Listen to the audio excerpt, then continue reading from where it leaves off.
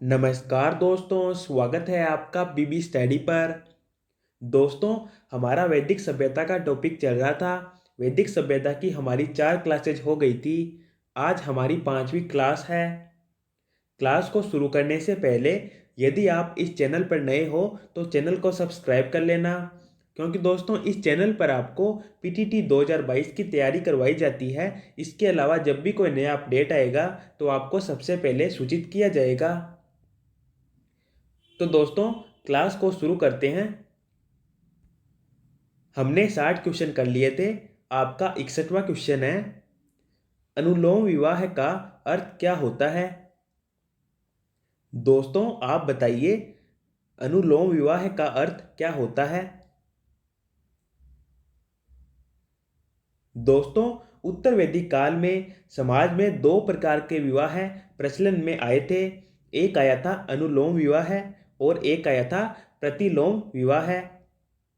जब उच्च वर्ण का पुरुष यदि निम्न वर्ण की महिला के साथ विवाह करता था तो उत्तर वैदिक काल में इस विवाह को अनुलोम विवाह कहा जाता था। यानी उच्च जाति का पुरुष जब निम्न जाति की महिला के साथ विवाह करता था तो उत्तर वैदिक काल में इस विवाह को अनुलोम विवाह कहा जाता था। यानी दोस्तों, आपका ऑप्शन नंबर ए आपका राइट आंसर हो जाएगा। उच्च वर्ण का पुरुष जब निम्न वर्ण की नारी के साथ विवाह करता था तो इसे अनुलोम विवाह कहा जाता था। आपको क्लियर हुआ होगा। उसके बाद में 62वां क्वेश्चन, प्रतिलोम विवाह तब माना जाता था जब उच्च वर्ण का पुरुष निम्न वर्ण की नारी के साथ विवाह कर लेता था। जब उच्च वर्ण की नारी निम्न वर्ण के पुरुष के साथ विवाह कर लेती थी। जब उच्च वर्ण का पुरुष उच्च वर्ण की नारी के साथ विवाह कर लेता था। जब निम्न वर्ण का पुरुष निम्न वर्ण की नारी के साथ विवाह कर लेता था। दोस्तों, मैंने आपको अभी बताया था कि उत्तर वैदिक काल में समाज में 2 प्रकार के विवाह प्रचलन में आए थे। एक अनुलोम विवाह और एक प्रतिलोम विवाह। जब उच्च वर्ण की महिला निम्न वर्ण के पुरुष के साथ विवाह करती थी तो इस विवाह को उत्तर वैदिक काल में प्रतिलोम विवाह कहा जाता था। यानी दोस्तों, जब उच्च वर्ण की महिला यानी ऊंची जाति की महिला जब निम्न जाति के पुरुष के साथ विवाह करती थी तो इस विवाह को प्रतिलोम विवाह कहा जाता था। यानी दोस्तों, आपका ऑप्शन नंबर ए आपका राइट आंसर हो जाएगा। आपको समझ में आया होगा। चलते हैं आगे। 63वां क्वेश्चन, वैदिक युग में यव कहा जाता था। ए गेहूं को, बी जौ को, सी चावल को, डी इनमें से कोई नहीं। दोस्तों, वैदिक युग के अंदर यव जौ को कहा जाता था। वैदिक सभ्यता के अंदर जौ को यव कहा जाता था। तो आपका राइट आंसर हो जाएगा बी यव, बी जौ। चलते हैं आगे। 64वां क्वेश्चन, व्रीहि शब्द किसके लिए प्रयुक्त हुआ है। ए चावल, बी गेहूं, सी जौ, डी कपास। दोस्तों, अभी हमने बात की थी कि वैदिक सभ्यता के अंदर जौ को यव कहा जाता था। उसी प्रकार दोस्तों, वैदिक सभ्यता में चावल को व्रीहि कहा जाता था। तो आपका राइट आंसर हो जाएगा ए चावल। व्रीहि शब्द चावल के लिए वैदिक सभ्यता में प्रयुक्त होता था। तो आपको क्लियर हुआ होगा। चलते हैं आगे। 65वां क्वेश्चन, निम्न में से कौन सी स्मृति प्राचीनतम है। ए मनुस्मृति, बी याज्ञवल्क्य स्मृति, सी नारद स्मृति, डी पराशर स्मृति। दोस्तों, वेदों के अंदर स्मृति का उल्लेख मिलता है और सबसे प्राचीनतम स्मृति मनुस्मृति को माना गया है। तो आपका राइट आंसर हो जाएगा ए मनुस्मृति। वेदों के अंदर मनुस्मृति को सबसे प्राचीन स्मृति माना गया है। आपको क्लियर हुआ होगा। चलते हैं आगे। 66वां क्वेश्चन, ऋग्वेद में सबसे पवित्र नदी किसे माना गया है? ए सिंधु, बी सरस्वती, सी परुष्णी, डी शतुद्री। दोस्तों, ऋग्वैदिक काल की सबसे महत्वपूर्ण नदी सिंधु नदी को माना गया है। दूसरी सबसे महत्वपूर्ण नदी सरस्वती नदी को माना गया है। लेकिन दोस्तों, ऋग्वेद में सबसे पवित्र नदी सरस्वती नदी को माना गया है।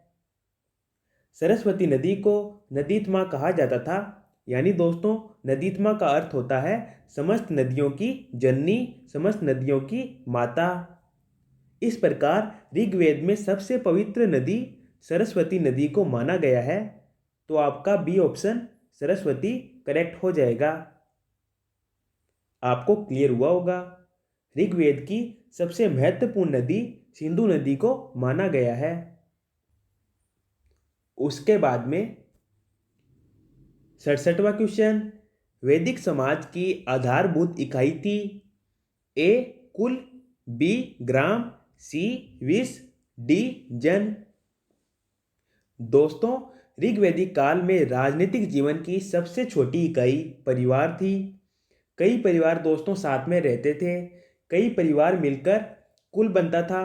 कई कुल मिलकर गांव बनता था जिसे ग्राम कहा जाता था। कई ग्राम मिलकर विष बनता था। कई विष मिलकर जन बनता था।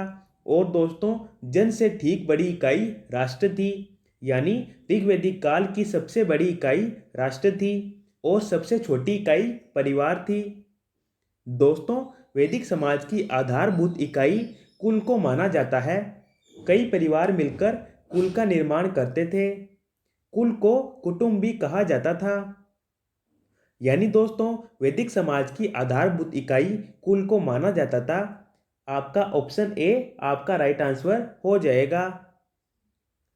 आपको समझ में आया होगा। चलते हैं अगले क्वेश्चन की ओर। 68वां क्वेश्चन, ऋग्वैदिक काल के उस सबसे प्रधान देवता की पहचान करें जिसकी स्तुति में 250 सूक्तों की रचना की गई थी। ए इंद्र, बी अग्नि, सी वरुण, डी सूर्य। दोस्तों, ऋग्वैदिक काल के सबसे लोकप्रिय देवता इंद्र थे। इंद्र को वर्षा का देवता कहा जाता था। दोस्तों, इंद्र को पुरंदर कहा गया था। पुरंदर का मतलब होता है किलों को तोड़ने वाला। दोस्तों, इंद्र के लिए ऋग्वेद में 250 सूक्त मिलते हैं जो कि सभी देवताओं में सर्वाधिक है। इस प्रकार आपका राइट आंसर हो जाएगा ए इंद्र। इंद्र की स्तुति में 250 सूक्तों की रचना की गई थी। इसके अलावा दोस्तों, ऋग्वैदिक काल के दूसरे प्रमुख देवता अग्नि थे। अग्नि के लिए ऋग्वेद में 220 सूक्त का उल्लेख मिलता है। तो आपको क्लियर हुआ होगा। चलते हैं आगे। 69वां क्वेश्चन, ब्राह्मण ग्रंथों में सर्वाधिक प्राचीन कौन है? ए ऐत्रेय ब्राह्मण, बी शतपथ ब्राह्मण, सी गोपथ ब्राह्मण, डी पंचविंश ब्राह्मण। दोस्तों, ब्राह्मण ग्रंथों में सर्वाधिक प्राचीन शतपथ ब्राह्मण को माना गया है। तो आपका राइट आंसर हो जाएगा बी शतपथ ब्राह्मण। उसके बाद में 70वां क्वेश्चन, किस वेद में सभा को नरिष्ठ अर्थात सामूहिक वाद विवाद या अनुलंदनीय कहा गया है?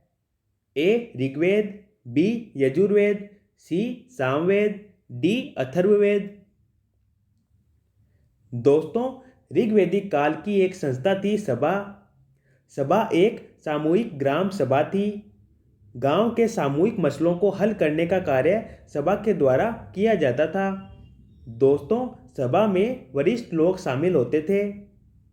ऋग्वेद में सभा को नरिष्ठा कहा गया है और सभा का 8 बार उल्लेख किया गया है।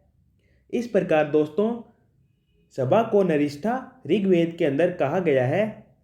तो आपका राइट आंसर हो जाएगा ए ऋग्वेद। चलते हैं अगले क्वेश्चन की ओर। 71वां क्वेश्चन, उत्तर वैदिक काल में किस देवता को सर्वोच्च स्थान प्राप्त था? दोस्तों, उत्तर वैदिक काल में देवमंडल की कल्पना की गई थी। ब्रह्मा विष्णु महेश की कल्पना की गई थी। स्वर्ग और नरक की अवधारणा उत्तर वैदिक काल में आई थी। उत्तर वैदिक काल में उपनिषद की रचना हुई थी। दोस्तों, उत्तर वैदिक काल में प्रजापति को सर्वोच्च देवता का स्थान प्राप्त हुआ था। तो आपका राइट आंसर हो जाएगा ए, प्रजापति। चलते हैं आगे। 72वां क्वेश्चन, संस्कारों की कुल संख्या कितनी है? ए 14, बी 15, सी 16, डी 18। दोस्तों, उत्तर वैदिक काल में जन्म से लेकर मृत्यु तक कुल 16 संस्कार बनाए गए थे। इस प्रकार संस्कारों की कुल संख्या 16 होती है। तो आपका राइट आंसर हो जाएगा सी 16।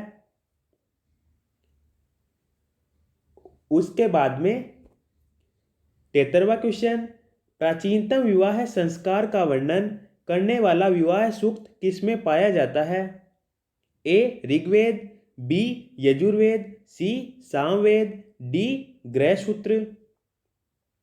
दोस्तों, प्राचीनतम विवाह संस्कार का वर्णन करने वाला विवाह सूक्त ऋग्वेद के अंदर पाया जाता है।